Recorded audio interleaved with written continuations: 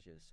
Thane longen folk to gone on pilgrimages, and palmeres for to saken strange strandes, to ferne halwes kuthe in sondre landes, and specially from every sheeres ende of Engeland to Canterbury they wende, the holy blissful martyr for to seke, that him hath holpen whan that they were seke. Those lines are among the most famous in English poetry. Geoffrey Chaucer wrote them over 600 years ago, and they've been memorized by generations of school children, college students, who often are forced to memorize them in Middle English so that they can get the sound of the language. The Canterbury Tales and all the other works of Geoffrey Chaucer are among the most popular and famous in the English canon for a very good reason. Chaucer was a genius poet who wrote incredibly beautiful poetry at the level of the line, and he also had a grand vision of his own time.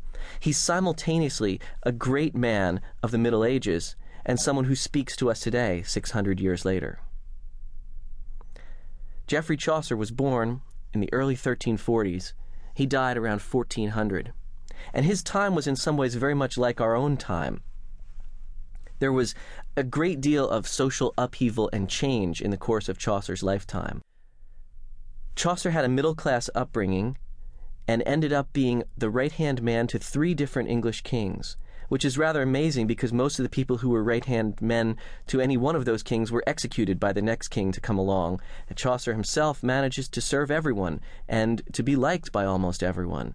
He had a reputation as being a man who could get things done.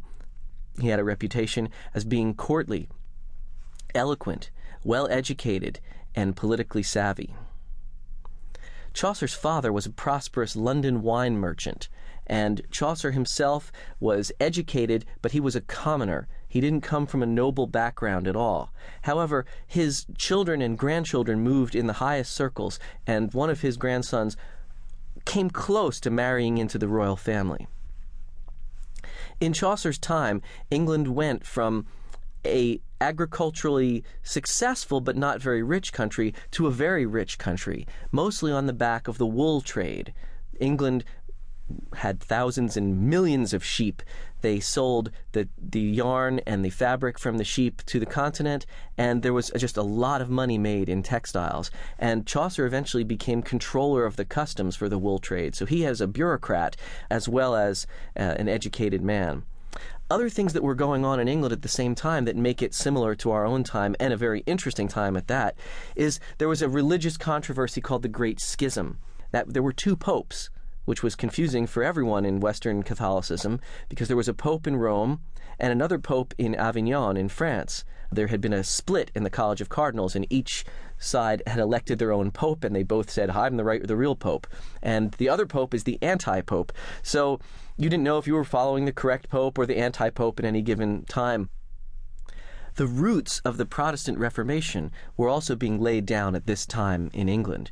There were various reform movements. They weren't challenging the church the way that later Protestants did, but they were attempting to reform it from within and to criticize some of the excesses of members of the clergy, and to argue, for example, that people should be able to read the Bible in the vernacular language, read the Bible in English rather than in Latin, which was a great challenge to the clergy.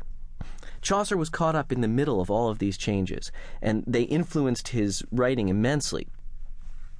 He reflected what was going on, he thought about what was going on, and he criticized what was going on in his society, while at the same time he also just simply illustrated it. So you can get a good glimpse of what's going on in the Middle Ages in England in the 14th century from reading the works of Chaucer.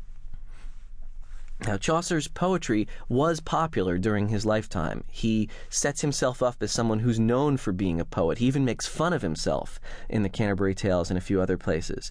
But he definitely was known more for being a powerful bureaucrat and an important royal servant. Now, the one thing about Chaucer to understand is he's the ultimate insider. He knows everybody who's important. He knows them on a first-name basis. He knows the king. He knows the queen. He knows John of Gaunt, who was the most powerful man in England, who wasn't the king. And so Chaucer could move throughout all levels of the society. As controller of the customs for the wool trade, he had to deal with markets. He had to deal with people bringing their bales of wool in and